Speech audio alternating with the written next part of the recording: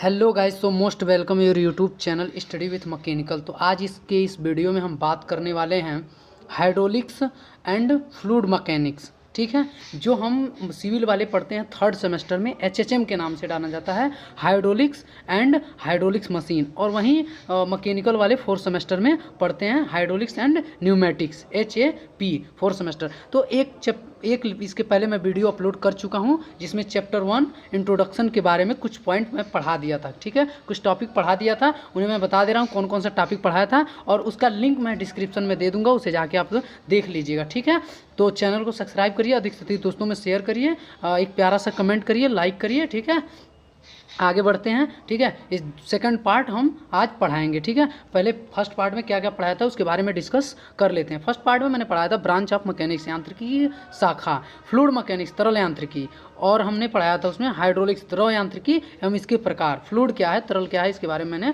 बताया था। ताप तथा दाब का प्रभाव क्या पड़ेगा फ्लूइड पर, इसके बारे में मैंने बताया था।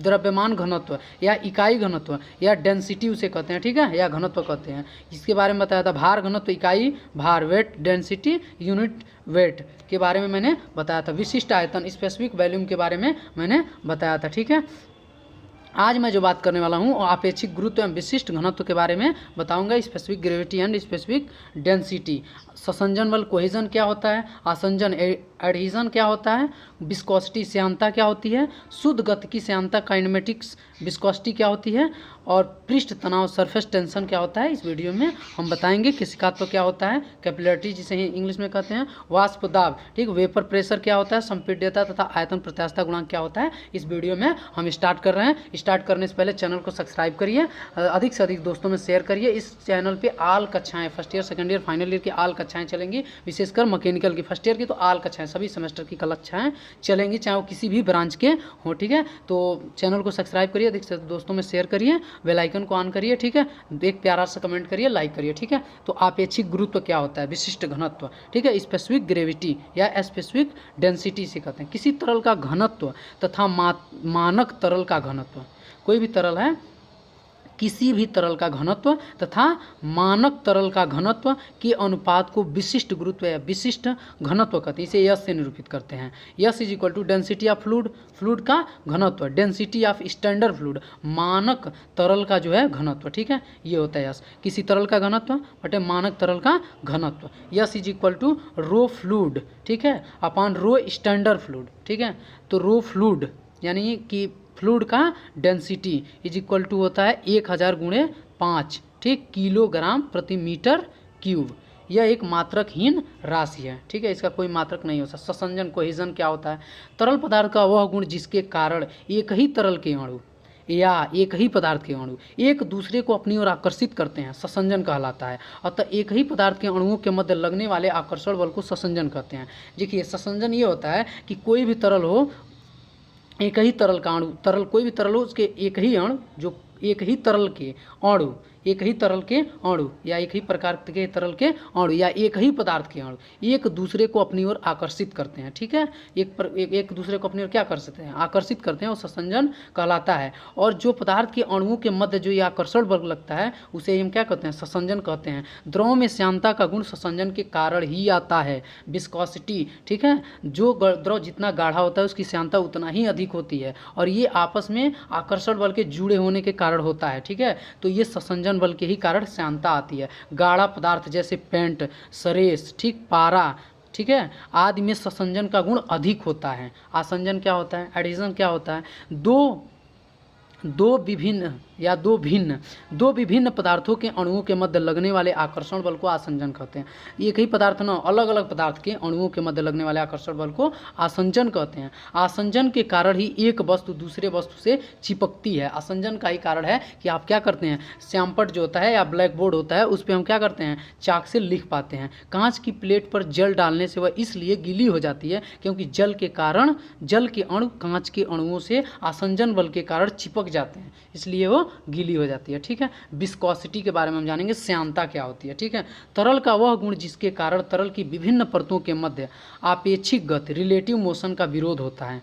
तरल का वह गुण जिसके कारण उसके विभिन्न परतों के मध्य आपेक्षिक गति, ठीक है, का विरोध होता है, श्यानता कहलाता है। श्यानता केवल द्रवों और गैसों का गुण है, ये ठोस का गुण नहीं है, सॉलिड का नहीं है, ये केवल लिक्विड एंड गैस का ही प्रॉपर्टी है, ठीक है। तरल, इसके कुछ पॉइंट जान लेते हैं।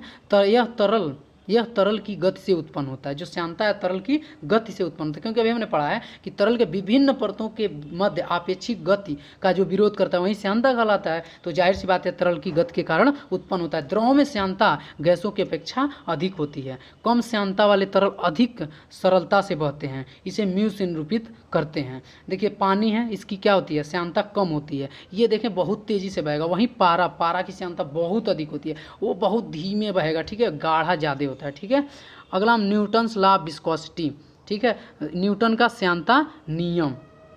अब हम न्यूटन का श्यानता नियम क्या है ये देखिए डायग्राम में, मैंने डायग्राम ये बनाया है, इसे ध्यान से देखिए। अतिरिक्त वेग डी यू क्या है, अतिरिक्त वेग, ठीक है, एक्सटर्नल वेलोसिटी, ठीक है, ये हो गया एक्सटर्नल वेलोसिटी। उसके बाद टाइम dt से निरूपित किया गया, ठीक है, और हमारा ये हो गया टाइम dt, ठीक है, और ये दूरी हो जाएगा, दूरी का आप सूत्र जानते हैं, तो हो जाएगा हमारा ये दूरी वेग इंटू समय, ठीक है, तो हो गया d u into d t. Tan theta is equal to ये है हमारा थीटा, ठीक है, ये लेंगे तो हो जाएगा हमारा tan theta is equal to होता है, tan theta is equal to लंब बटे आधार होता है, इसलिए d u into d t upon D y हो जाएगा, ठीक है, ये हो जाएगा। एक चीज़ और हम जानते हैं कि D theta is very small, D theta बहुत ही छोटा है, तो ये निग्जेबल मान लीजिए, बहुत ही छोटा है, तो d theta is equal to d you upon d t. तो डी थीटा ये हो जाएगा, इधर ट्रांसफ़र कर देंगे, देखिए हमारा क्या हुआ, ये हो गया डी टी,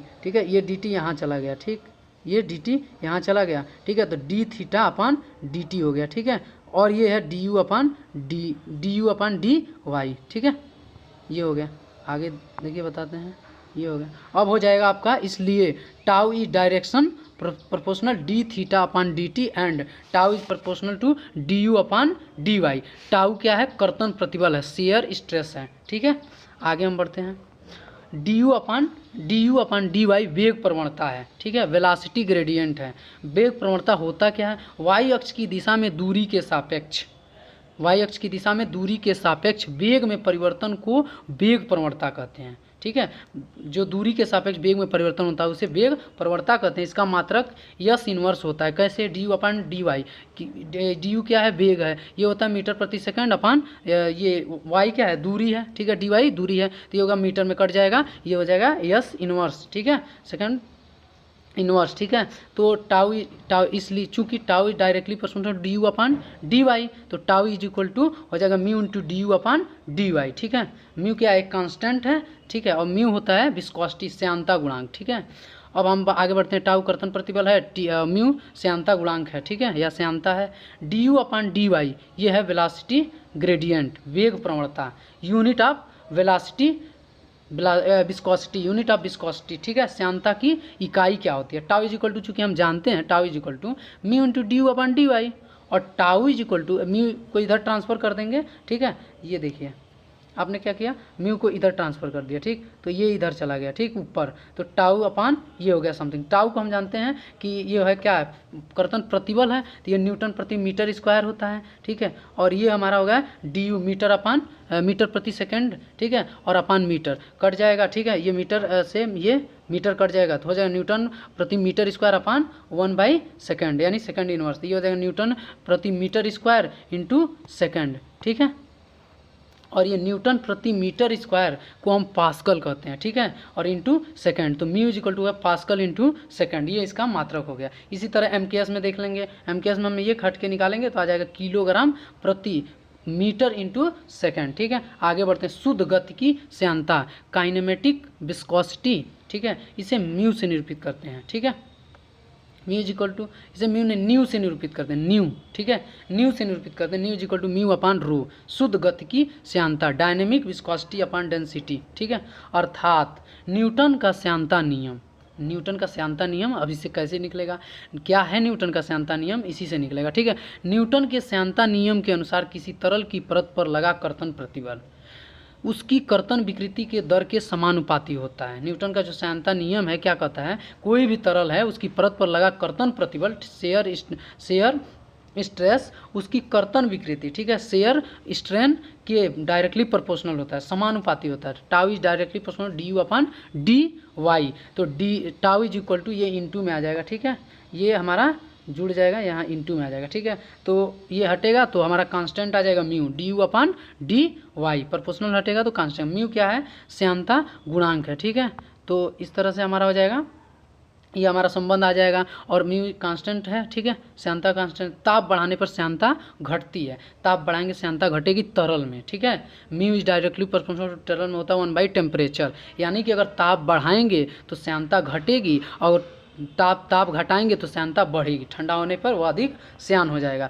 ये तरल में होता है, ठीक। गैस में क्या होता है, गैस में होता है ताप बढ़ाने पर श्यानता बढ़ती है, mu is directly proportional to temperature, temperature बढ़ेगा श्यानता बढ़ेगी और श्यानता बढ़ेगी तो टेम्परेचर बढ़ेगा, ठीक है। ये मैं दिखाया हूँ टेम्परेचर में क्या हो रहा है, तरल में यहाँ पे 1 मिनट, ये तरल में क्या हो रही है, ये है, ये टेम्परेचर क्या हो रहा है, बढ़ रहा है, ठीक है, टेम्परेचर बढ़ रहा है तो क्या हो रही है, श्यानता घट रही है, नीचे ये डिक्रीज हो रही है ना, यहाँ तक आ गई टेम्परेचर। अब यहीं पे देखिए इसमें गैस में क्या ये टेम्परेचर हमारा बढ़ रहा है, टेम्परेचर बढ़ रहा है तो श्यानता भी बढ़ रही है, ठीक है, यही था, ठीक है।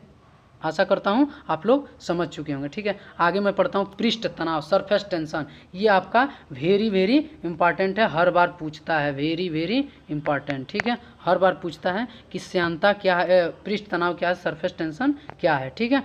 तो सरफेस टेंशन के बारे में जानेंगे। द्रव का वह गुण जिसके कारण वह स्वतंत्र अवस्था में आने पर वह न्यूनतम क्षेत्रफल में समाहित होने का प्रयास करता है, पृष्ठ तनाव कहलाता है। द्रव का एक गुण होता है, ठीक है, अगर उसे आप स्वतंत्र अवस्था में छोड़ेंगे तो न्यूनतम क्षेत्र में समाहित होने का प्रयास करता है, पृष्ठ तनाव कहलाता है। जैसे पृष्ठ तनाव के कारण वर्षा की बूंदें जो होती हैं गोलाकार होती हैं, आप कोई फर्श पे पानी रखिए वो गोल हो जाएगा, चारों तरफ से कम से कम क्षेत्र समाहित करने का प्रयास करेगा, यही क्या है, पृष्ठ तनाव, सरफेस टेंशन है, ठीक है। सरफेस टेंशन का उदाहरण के तौर पे आप देख लें, कहीं पानी रुका हो, ठीक है, उस पर मच्छर बैठता है वो डूबता नहीं है, ठीक है, क्योंकि उसमें एक ऊपर एक काल्पनिक सतह बन जाती है जिसे हम सरफेस टेंशन कहते हैं, पृष्ठ तनाव कहते हैं, ठीक है। पृष्ठ तनाव का मापन कर्षण बल के रूप में करते हैं, ठीक है।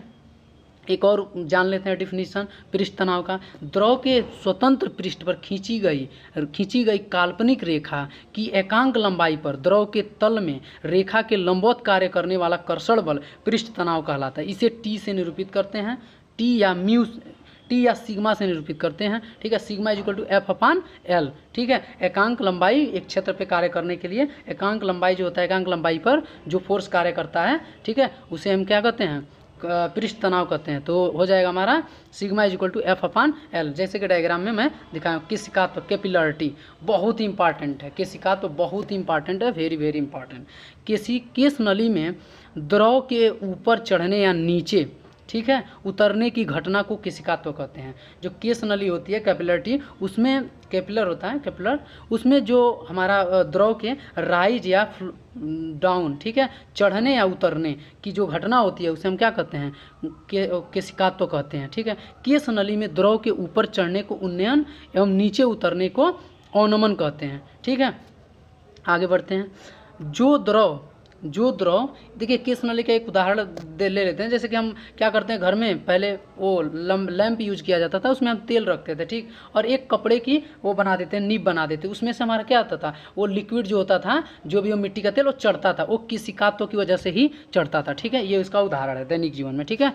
तो जो द्रव केश, इसके बारे में कुछ और जान लेते हैं। जो द्रव केश नली की दीवारों से चिपकते हैं अथवा जिनके स्पर्श कोण न्यून कोण होते हैं, 90 अंश से कम होते हैं, वे ऊपर चढ़ते हैं, वो केश नली में ऊपर चढ़ेंगे, ठीक है। पहला फिगर में जैसा कि दिखाया गया है, ठीक है, यह ऊपर चढ़ते हैं। जो द्रव केश नली की दीवारों से नहीं चिपकते अथवा जिनके लिए स्पर्श कोण अधिक कोण होता है, ठीक है, अधिक कोण 90 अंश से अधिक होता है, वे नीचे उतरते हैं, ठीक है। जिनके लिए स्पर्श कोण समकोण होता है, ठीक है, 90 अंश समकोण होता है, वे नहीं ऊपर चढ़ते और नहीं नीचे उतरते हैं, समतल रहते हैं, जैसे कि चित्र 3 में दिखाया गया, ठीक है। ये देखिए, फर्स्ट में हमारा आसंजन बल ज़्यादा है, ठीक है, और ससंजन बल कम है, क्योंकि एक तो दूसरा पार्टिकल है, ठीक है, दो पदार्थों के बीच बल लग रहा है, ठीक है, दोनों पदार्थ के अणु अलग अलग हैं, ठीक है। इसमें आसंजन ससंजन बल दोनों लगभग, इसमें आसंजन बल छोटा है, ससंजन बल ज़्यादा है, ठीक है। इसमें हम आसंजन बल, ठीक है। इसमें तीसरा हमारा फिगर था, ठीक। अब हम वेपर प्रेशर, वाष्प दाब के बारे में अध्ययन करते हैं। किसी द्रव के द्रवी अवस्था से किसी द्रव के द्रवीय अवस्था से गैसीय अवस्था में परिवर्तन को वाष्पीकरण कहते हैं। ठीक है, किसी द्रव के द्रवीय अवस्था से गैसीय अवस्था में परिवर्तन को वाष्पीकरण कहते हैं। गैस तो द्रव में जो द्रव है वो गैस में अगर परिवर्तित होता है तो उसे क्या कहते हैं? वाष्पीकरण कहते हैं। माना कि किसी बंद पात्र में, बर्तन में एक द्रव बहुत छोटे स्थान में भरा है। ठीक है, माना द्रव का टेम्परेचर, ताप 20 सेल्सियस है तथा वायुमंडलीय दाब है। ठीक है, यह द्रव 100 सेल्सियस पर वाष्पीकृत होगा। जब वाष्पीकरण होने लगता है तो द्रव के अणु द्रव की मुक्त सतह से बाहर निकलते हैं। यह वाष्पित अणु द्रव की मुक्त सतह और बर्तन की ऊपरी सतह के मध्य एकत्रित होने लगता है। ठीक है, जैसा कि फिगर में दिखाया गया। और एकत्रित होगा तो यह एकत्रित अणु जो होता है वो द्रव की मुक्त सतह पर एक दाब डालता है। ठीक है, यह दाब लगाने का प्रयास करता है। यह कहलाता है वाष्प दाब कहलाता है। अगला हमारा है कंप्रेसिबिलिटी एंड बल्क मॉडुलस। ठीक है, संपीड्यता तथा आयतन प्रत्यास्थता गुणांक क्या होता है? इसके तरलों की संपीड्यता उनके आयतन प्रत्यास्थता गुणांक के व्युत्क्रमानुपाती होता है। यानी बीटा इज इक्वल टू 1/, ठीक है, के। ठीक है, के इज इक्वल टू दाब में परिवर्तन बटे आयतन विकृति। के इज इक्वल टू हो जाएगा minus delta P upon minus delta V upon V. E भी इज इक्वल टू जो आयतन विकृति होती है डेल्टा वी अपान वी होती है। तो चूंकि के इज इक्वल टू हो जाएगा हमारा delta p minus delta P upon delta p into v upon v, इसलिए बीटा हो जाएगा 1/k इज इक्वल टू हो जाएगा minus v upon delta p into p. ठीक है, तो आज के वीडियो में थोड़ा सा और आगे बढ़ते हैं। ये एक और है पॉइंट, इससे जान लेते हैं। किसी भी तरल पर दाब लगाने से वह कुछ न कुछ अवश्य दबता है। ठीक है, कोई भी तरल है उस पर दाब लगाने से वह कुछ न कुछ अवश्य दबता है। तरल का वह गुण जिसके कारण वह बाहरी दाब लगाने से उसके आयतन में परिवर्तन होता है संपीड्यता कहलाता है, कंप्रेसिबिलिटी कहलाता है। इसे बीटा से निरूपित करते हैं। ठीक है, तो आज के वीडियो में इतना ही। आशा करता हूँ आप लोगों को बेस्ट तरीके से समझ में आया होगा। ठीक है, कोई भी डाउट हो तो कमेंट में पूछ सकते हैं। ठीक है, आज के वीडियो में इतना ही। चलते हैं, और चैनल को सब्सक्राइब करिए, लाइक करिए, अधिक से दोस्तों में शेयर करिए। थैंक यू, धन्यवाद, आई लव यू।